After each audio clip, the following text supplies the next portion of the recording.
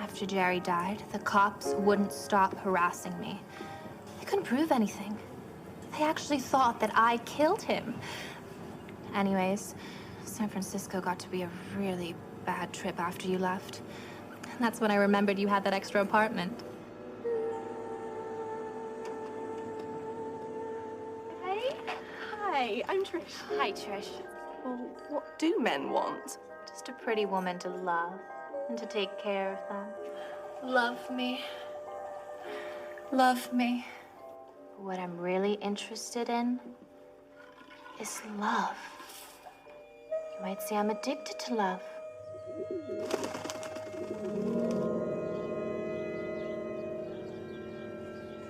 You want to take a girl up there now? You want some? What is it? Well, I met this great-looking guy, and I used love magic on him. Then he got really weird on me. All these emotions started flowing out of him. Then he got really sick. What is it, Wayne?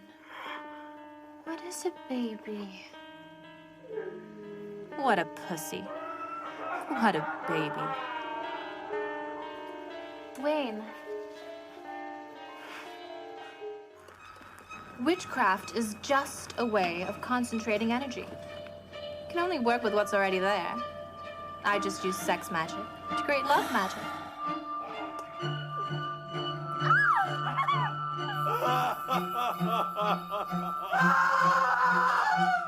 Sometimes it's almost scary how strong the love gets. And sex magic, of course.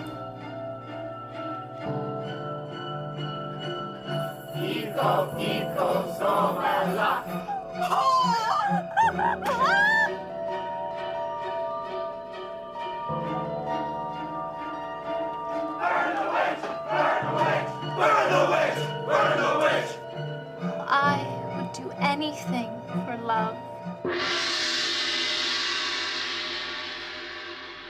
Hello, everybody, and welcome to this special bonus episode of Citizen Dame, the podcast where we wonder about, whether or not witches should kill men and why.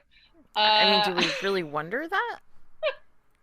I hope we do a little bit. Just in terms of, not necessarily individuals, but the maybe Citizen Dame collectively. podcast does not condone or endorse murder of anyone.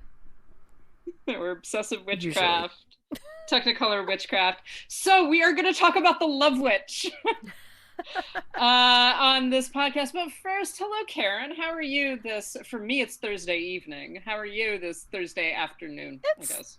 Thursday evening here, too. It's after 5. The sun is setting. That makes it evening, doesn't it? Yeah, that does. Yeah. See, it's 5 o'clock somewhere. I could be drinking right now, and believe me, I kind of want to be. Exactly. Well, I have been, so, because it is 8 o'clock for me, so I've had dinner and all of that fun stuff, so. So yes, today we are going to talk about Anna Biller's The Love Witch, which is a 2016 horror comedy film that was pretty much, Anna Biller basically did everything for this film. She wrote it, she directed it, she edited it, she scored it, she all but acted in it. Like does not actually appear in it, although she did appear in her first film, Viva. But The Love Witch tells the story of Elaine, who is played by Samantha Robinson, a witch who leaves San Francisco and moves to a small California town in search of a real man. And she finds a lot of men, but none of them completely fulfill her concept of what a real man is. And she winds up cutting quite a swath through some of the men in her area by basically seducing them to death. Which, when I first saw this film, I was like, this is fantastic. This is the best idea. But it's an odd film. It's one of those films that is a little difficult to pin down. And part of it is because of its aesthetic and all of this stuff, but just generally, Karen, what are your feelings about The Love Witch? Well, I just finished rewatching it not very long ago. And by that, I mean like 20 minutes before we started recording. And I my feelings have not changed. I really love the aesthetic. I really like this story, but there's still a lot of it where I'm like, I have some questions about Ms. Biller. Well, I think it is a difficult film because it's so extreme in so many ways. And so maybe we should start with talking about the aesthetic of it to begin with, because we don't see this kind of aesthetic much anymore. It actually isn't that unusual for like the 1950s and 60s Technicolor films, but it is very unusual for like 2016, right? This was a film made whatever that is now, 6 years ago. Oh my God. But so it is this very odd aesthetic in a certain sense, but also it isn't odd at all in another sense. And she's pulling a lot of referentiality from a lot of different films. Yeah, well, and the aesthetic is very intentionally looking like a film that came from the 60s, maybe even into the early 70s a little bit, with some giallo films. And definitely. Yeah, and that is super intentional, not just because it's an aesthetic that she likes, but because the tone and the theme of the film is very subversive, as far as feminist horror, feminine horror. And so using that very specific look and style really does help to create this overall subversive feeling of the film. Yeah, definitely. I mean, one of Biller's kind of stated intentions, and we can argue about whether or not she fulfills this necessarily, but one of her stated intentions was to kind of bring back this image of glamour and of feminine glamour, but particularly design it for the female gaze, essentially, to look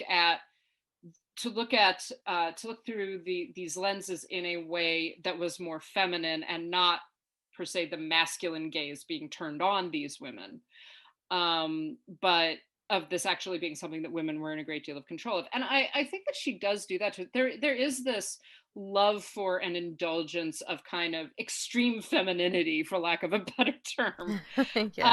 But like all the brightness, the colors, the makeup, the clothing, like everything is very big and bold and in a lot of ways very camp, right? Mm-hmm. But it does recall some of those films. It definitely recalls some of the sort of sumptuous imagery of things like Vertigo, or the one that always gets me at the beginning when Elaine is driving to the town it's very similar to the sequence in The Birds when Melanie is traveling to Bodega Bay, right? And she shot it like that, right? So you have this referentiality to it, and of course in The Birds Melanie is actually accused of being a witch, and of bringing this untold suffering and horror on these people. And of course, she hasn't done anything wrong. Now, in this, Elaine very much does a lot of things, not entirely deliberately, but definitely to a point where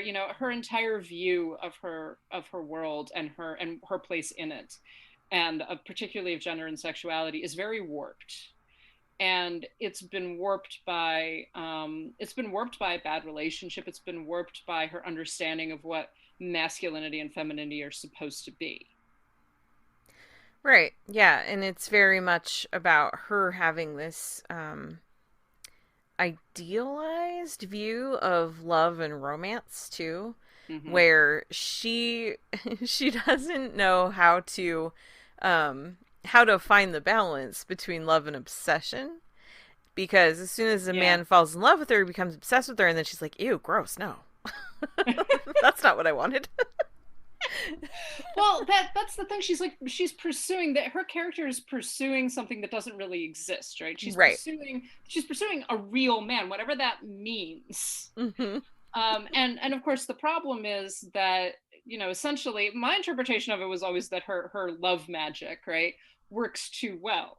Yeah. That she's so good at it, basically, that these men just become obsessed with her, and they essentially, like, one man essentially like cries himself to death. Yeah. over Yeah. her, you know? Well, and I think part of that is because in the context of the film, she's a very young witch. Like, Yeah. she has only recently become part of this coven and started to learn these powers.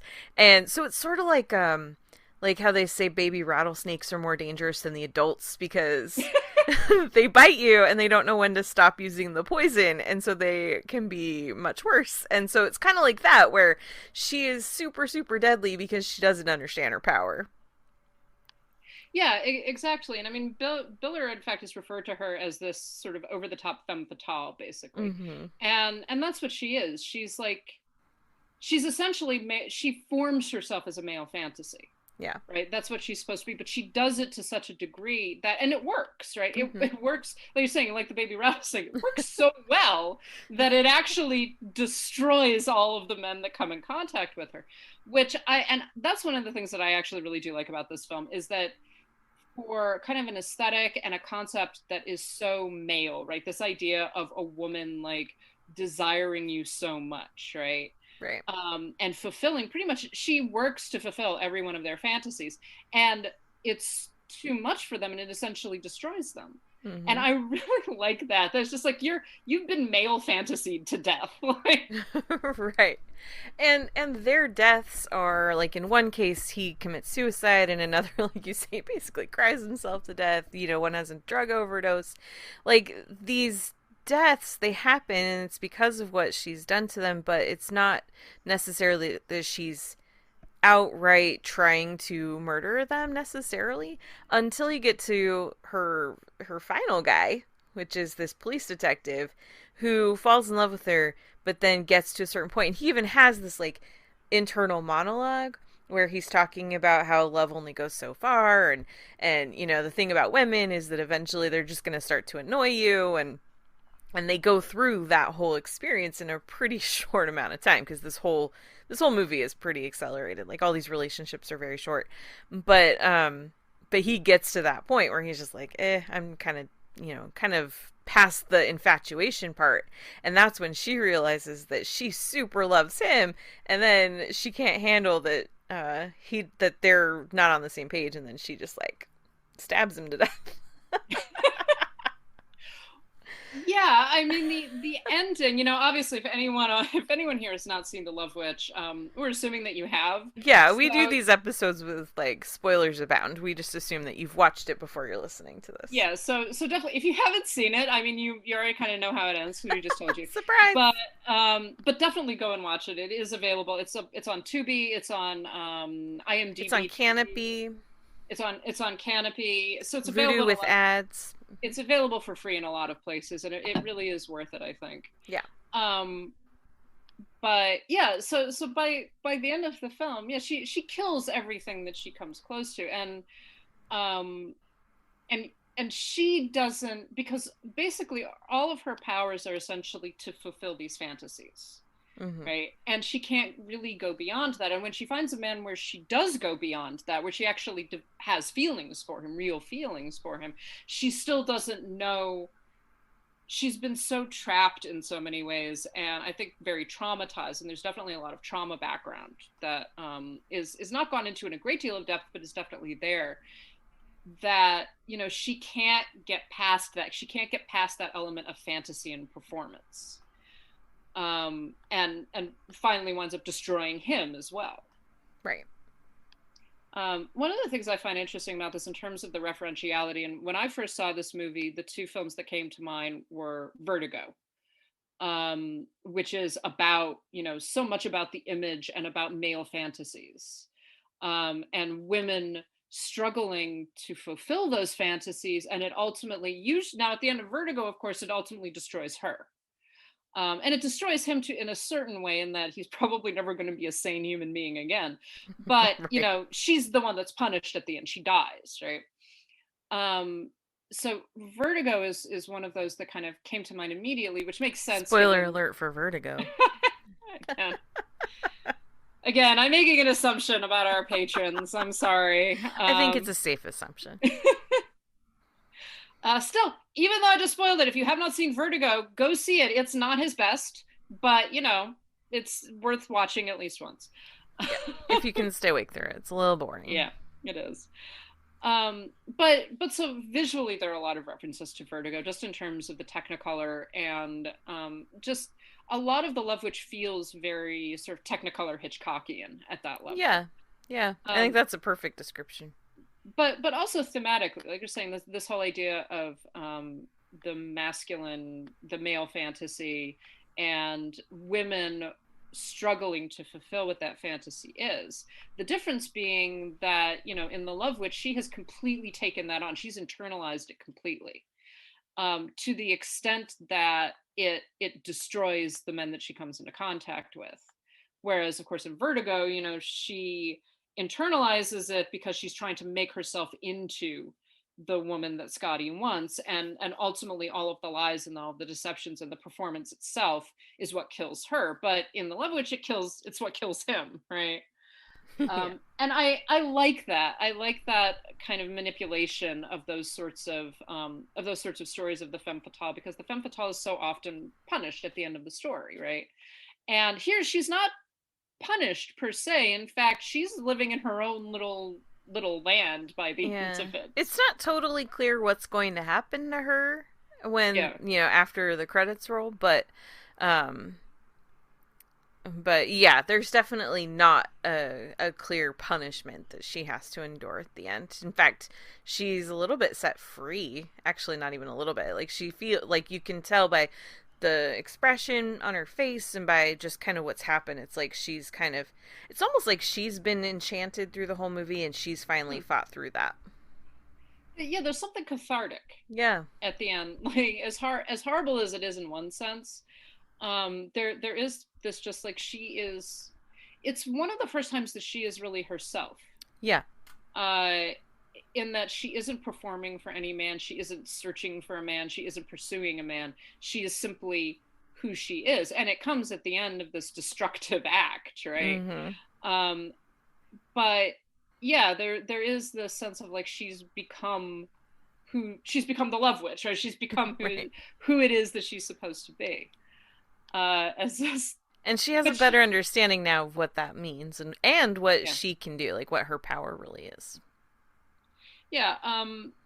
Back when I reviewed this, actually, I was going through my old review of this back in 2016 that I have on my old blog, and I refer to her as a female Frankenstein monster, who Hmm. is sort of created by men's hubris and then turns upon her creators. And I don't 100% agree with my analysis, but I think that that's an interesting lens with which to view this character, is that she is very much created by everything that men tell her to be. Mm-hmm.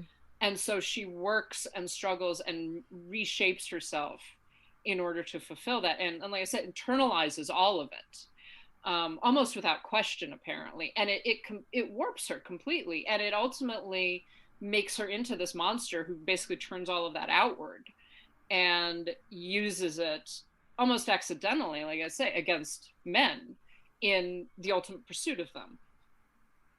Yeah. So I don't. It's a really interesting film. So one of the questions that I had, because I remember seeing this movie for the first time, being like, I don't know. Actually, I've taken a side now, I think, but is it a feminist film? Like, is it successfully feminist? I'm still trying to decide, honestly. I think in some ways I would say absolutely yes. I think that's definitely the intent. I'm not totally sure that it works. Um, So I'm still thinking about it. I don't know. where do you think it fails? Because I think that one of the problems with this film is that it's difficult to pin down, because there are a lot of layers to it. Mm-hmm. And I think that Biller is working through so many different things, including this kind of postmodern pastiche referentiality to all of these older films and all of these older film aesthetics. Um, and then we're also working through, like, what the meaning of witchcraft is, particularly in our contemporary moment. And we've kind of had a revivification and a reigniting of this conversation about feminine power, basically, and what feminine power looks like. And in some ways, this film is kind of a throwback. It is, you know, you mentioned Giallo. It's throwing back to this kind of 1970s, 1960s kind of obsession with the occult at some level, but it was ultimately the occult in favor of a fairly conservative mindset, you know, obtaining a husband. Right. And that's the thing, like, I don't know that I can say it fails, but I do think that the purpose or the intent gets a little bit lost in the effort. You've been listening to our February bonus episode, Anna Biller's The Love Witch. To hear the rest, please visit patreon.com/citizendame and subscribe.